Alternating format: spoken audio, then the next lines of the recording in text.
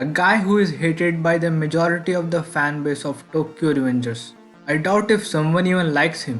Kisaki is the definition of when the bad guy is actually talented. I would be lying if I say that Kisaki is not one of my favorite characters in all anime. He is surely one of my favorite villains, and I have already judged him based on just one season. Warning: spoilers for season 1 of Tokyo Revengers ahead in this video. If you haven't watched the show right now, watch it first and then watch this video. Kisaki Tetta is the main antagonist of Tokyo Revengers who does his work of evil and creates mischief by manipulating people. He is the smartest character in the show. He absolutely rocks his role of a villain. Usually, a villain has a bit of a soft side, and that turns out to be a weakness of theirs, and that makes people sympathize with the character. But Kisaki? Hell no. This guy doesn't have a soft side, it seems. He doesn't show any kind of weakness inside him that has the slightest ability to break him. Now let me mention some qualities of his that makes him a contender to storming into the list of best anime villains. He's a pure genius, period. You see, Kisagi is the type of guy who can kill people without getting his own hands dirty, and that to me is a pretty cool and powerful characteristic of a villain. We have seen Johann Liebert, the main antagonist of Monster, who also had a mind-shattering manipulative ability, and to be honest, it was a piece of cake for him to manipulate anyone. Johann is arguably the best villain in all of anime. Villains with manipulative ability are a lot stronger and scarier than villains who look muscular and are physically strong, or who show their emotions and stay angry all the time. At least I have always felt this way. Isaki Tetta is not a physically strong character, but he makes up for it by having this stunning manipulative ability. You never know what to expect from a villain like Kisaki. This show's writing is so good that Kisaki terrorized the main character for 12 episodes straight without even appearing once. Well, he did appear in episode 3rd, but it was not crucial. Now this speaks volumes in itself.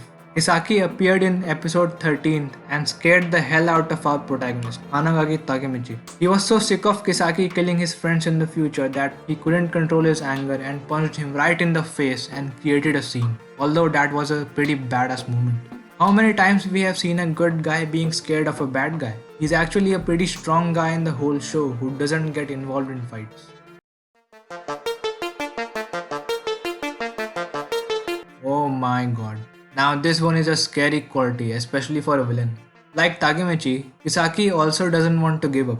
We know that he is hungry for power and he would do anything to achieve it. And he has my respect for that. Just for that though, not his actions. No matter how many times Takemichi goes to the future, he is always beaten down by Kisaki, who stays at the top and keeps killing the woman he loves. If a protagonist says never give up, then we are fine.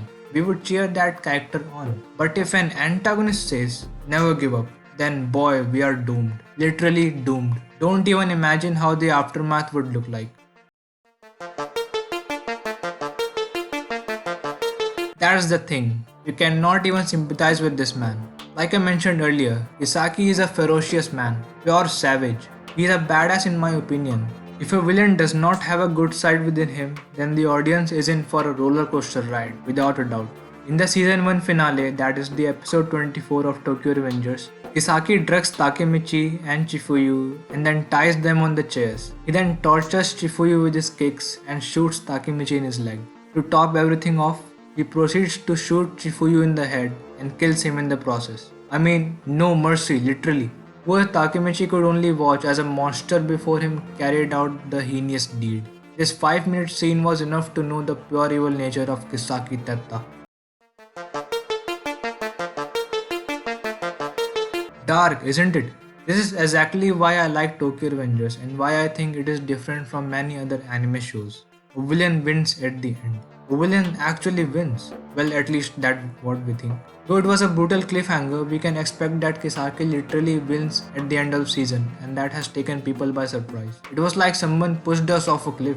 How many times we have seen a villain actually win? How many times you have seen a villain shattering the life of the hero and maintaining it until the end? This is not a typical show where everything can be expected, as we know that at the end of the day, good always wins, bad always loses. but who knows what Tokyo Revengers has to offer for us. Overall, pure savagery of Kisaki right there. Kisaki Tetta is pretty much underrated. Almost every person who has watched this anime hates Kisaki like no other person. They despise that guy. They won't hesitate to smash his head off. Although I strongly oppose his actions of having people killed all the time, I can't fail to acknowledge that he is a tremendous villain. Now do you feel me? If people hate Kisaki, then that means the writing was successful, as the character has done its job. The task that was expected of him, he has done it beautifully. He is easily the best villain I have seen in a while. We need characters and villains like Kisaki, as he is sure to give something unexpected every time with his unmatched smartness and a big brain. One could hardly beat him, not with mind games surely. If Mikey is called invincible, then Kisaki should be called indomitable. Do you know what else is indomitable? Chainsaw Man. Who could beat him? Check out my video of this ferocious manga where you would meet a weirdo of a main character. Thank you for watching this video. I will see you later.